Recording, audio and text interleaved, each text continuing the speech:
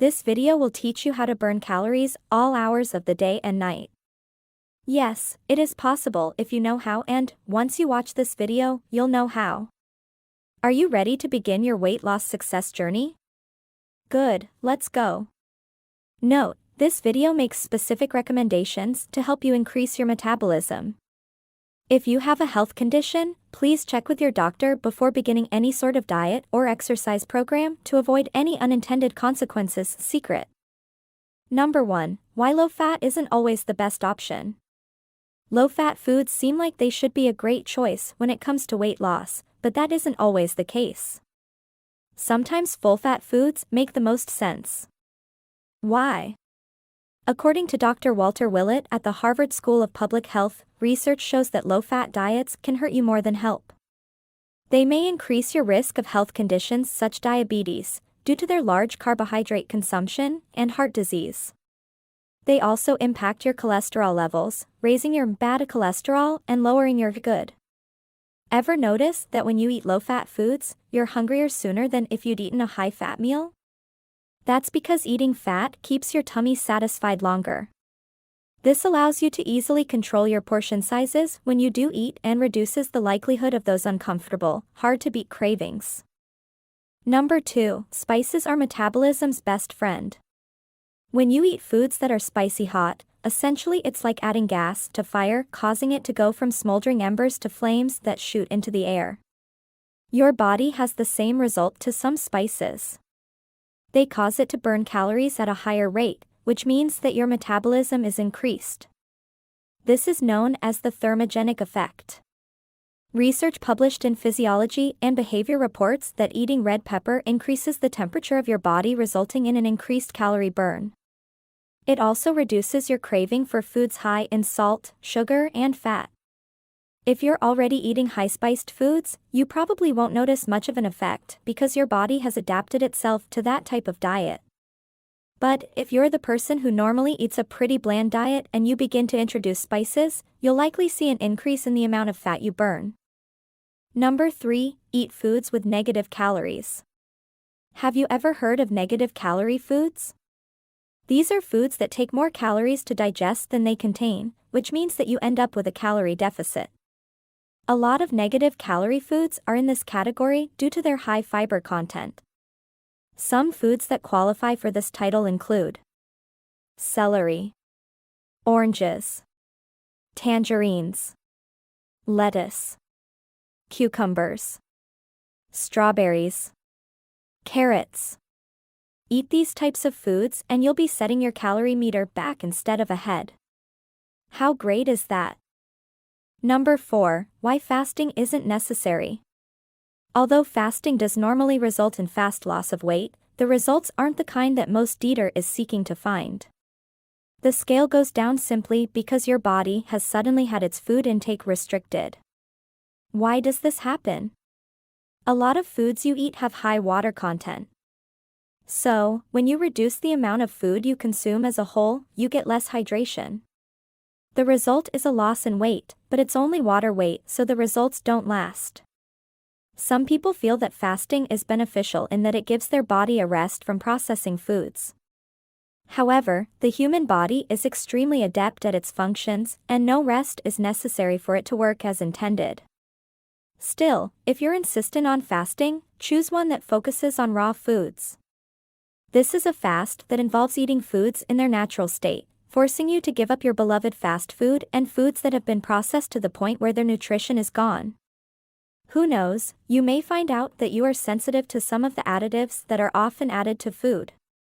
Make sure that if you do fast, you get a lot of water. Your body will thank you for the hydration. Number 5. Avoid bad fat. There is fat that is relatively healthy for you, and there's fat that can put you at higher risk of disease and illness.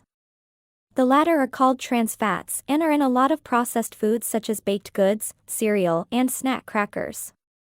According to the Mayo Clinic, trans fats increase your risk of heart attack. They do this because they affect your cholesterol levels, raising your bad cholesterol and lowering your good.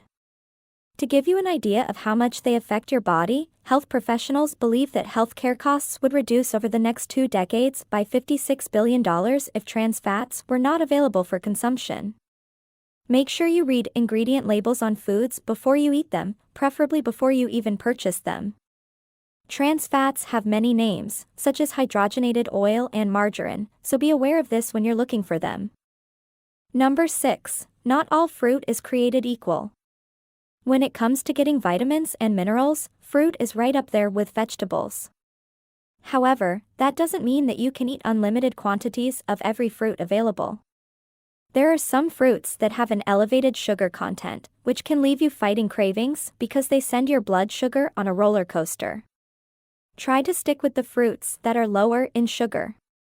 Some options include berries, melons, papayas, peaches. Apples are a little higher in sugar, but they're also higher in fiber, so they're a great alternative. Try to stay away from bananas, grapes, mangoes, and tangerines because their sugar content is through the roof. Number 7. One way to gain weight is to eat diet of food. If you want to reduce calories, you stock up on diet of food, right? Those who manufacture foods and drinks for the diet industry would like you to think so. What if you found out, though, that this isn't the case? There are 2 substances most dieters want removed from their food: sugar and fat. When you remove sugar, most manufacturers replace it with artificial sweeteners. However, your body reacts to them the same way it does to the real thing by creating insulin. The bad thing is that your insulin has no purpose because there is no real sugar for it to counteract. What happens? You lose energy and your appetite swells, causing you to take in more calories than you need. Also, if you continue to put your body through the production of insulin when there was no real need, eventually you could find yourself with a diabetes diagnosis.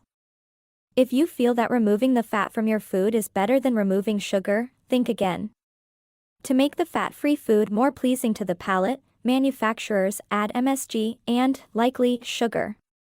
That means you still end up with high blood sugar and sometimes high blood pressure. Either way, your overall health is compromised. Number 8. Increased protein equals reduced fat. Why does an increase in protein consumption cause a reduction in fat? The more muscle your body has, the more calories it burns on a day-to-day basis.